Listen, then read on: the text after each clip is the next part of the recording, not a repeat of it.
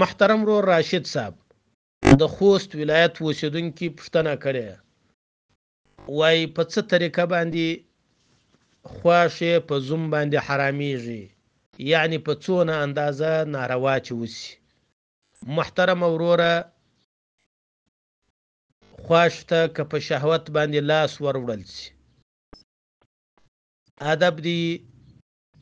د خواښې د بدن سره که خپل بدن په شهوت سره ولګي، په داسې حال کې چې یو د بل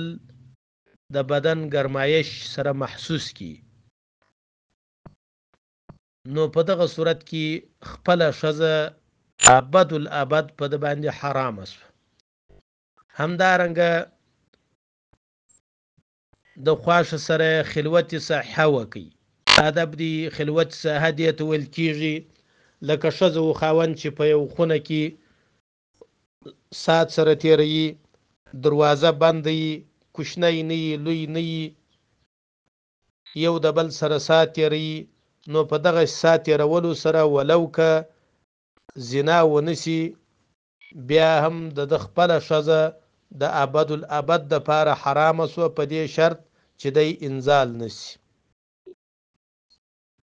همدارنګه د خواښ سره کې نعوذ بالله زنا وکړه هم د ابد الابد دپاره ښځه باندې حرامه ده. والله اعلم بالصواب.